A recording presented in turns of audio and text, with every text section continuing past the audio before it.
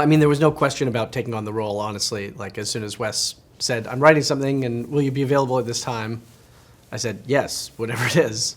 And then reading it, I mean, it was so fun to discover, first of all, the sort of whole world and kind of movie that it is, this sort of like romp and this adventure, this sort of episodic adventure of these characters, you know, traversing this country. And the character just had so much fun stuff to do. It was just the greatest gift, really.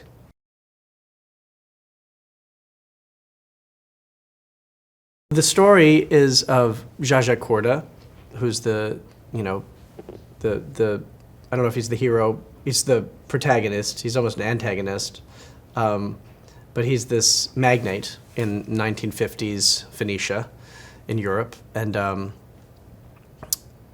I mean, a lot of the fun of the movie for me comes from just seeing his opulence that he lives, his wealth, and the world that he is in, the sphere that he is in, and the sort of freedom and control that he has over everything. And the story is following him trying to pull together this scheme that he's been plotting, which is a very involved, comprehensive scheme involving dams and railways through mountains, and how to make it profitable and not have it collapse in on itself.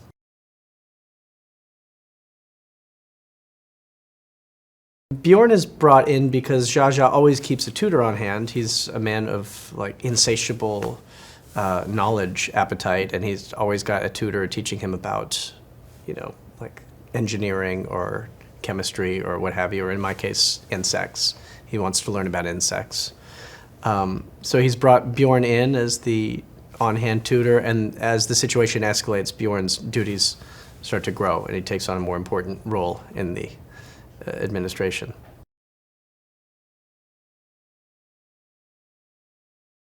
Working with the bugs was great. Each one was a learning experience for me. Wes got me, as a starting gift for the movie, a amazing book by this famous French bug guy called Fabry. I think the book is called The World of Bugs or something, and it was really fascinating. I got really into it actually really fast, like just sitting and getting ready in the morning, reading about like sacred beetles, which are fascinating, and praying mantises. And actually, so I read about a praying mantis in the book before working with them, and I learned that if they do kind of sink their hooks into you, you have to kill it to get it off. Like, they just won't release. So when I was working with the praying mantis, I was very, very worried about that, for my sake and for his sake. I didn't want to feel it, and I didn't want him to have to die. But everything went great.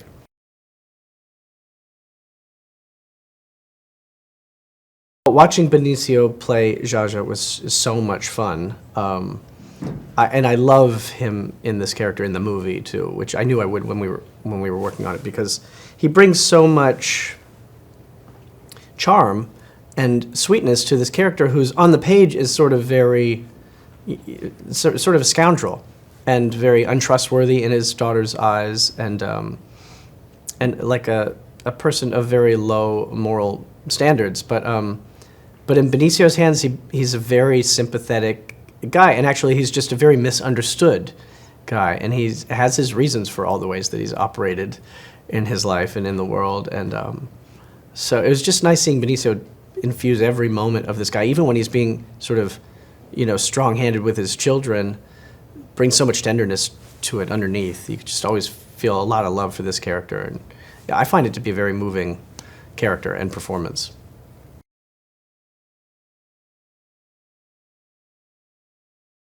I really loved doing the quicksand with Benicio, because he had to go in there first, and figure out how to navigate this stuff, and then I go in, and then we have to be wearing it for the next sort of 5 scenes of the movie, just caked with this like mud.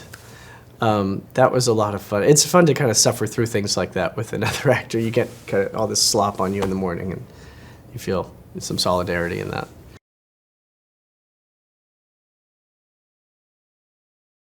Mia Threapleton plays Liesel. It was amazing watching her do this. I was really, the whole time, thinking, wow, she's going to be great in this movie, and she is.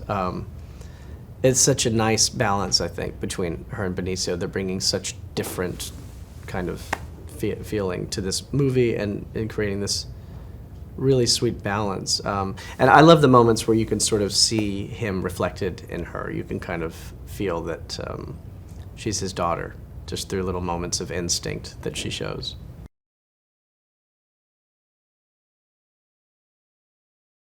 It's very fun to watch Wes work because he's such a captain on the set with everybody. I mean, he has, his crew is sort of this like bespoke crew that he's been, cultivating for however, 30 years or something. So there are a lot of people that really become like lifers in his world, and it's amazing watching their dynamic and their shorthands. And Wes is very involved in every aspect of the set, like everything is run even in a very specific. I feel like he's spent sort of as much energy building the machine of production as he has put into the actual results of the movies. It feels like a very carefully created environment, and so it's great to work in, and you sort of function differently in it than on any other set. I've never sort of had an experience as an actor quite like this one, where you never leave the set as an actor. You don't like go off somewhere. There's nowhere to go, really. There's no trailer or room for you. So you just pull up a chair and kind of sit and watch things going on, even if you're not involved in them.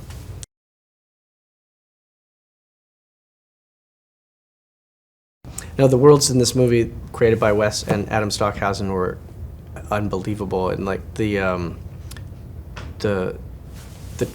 railway line in particular, and the train tracks in the tunnel felt like it was like a mile long. I mean, when we first went in there, it was unbelievable. I've never seen a soundstage that big. This was in Berlin at Studio Babelsberg, and they had like this enormous stage, and the track like ran the length of it, and they had a real train on it.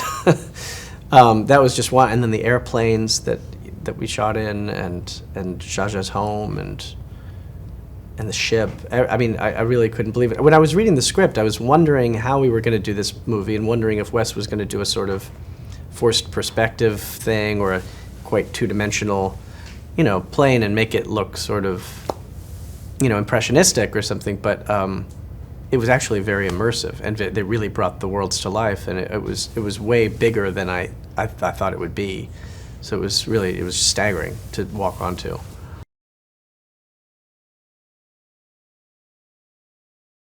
I personally can't wait to see it with an audience, because I think it'll be a really fun ride with an audience. I've only seen it alone with my wife in a room, and we had a lot of fun, but I think with an audience it'll just be fun to see, how it's playing, and see where people are laughing, and where things become emotional, because I actually find the movie very moving, so, and especially at the end. So I think it'd be a very good physical experience to see it with an audience, and it's just I think on that world on that scale, and that on a big screen, it would just be fun to disappear into. It's a fun world to go into.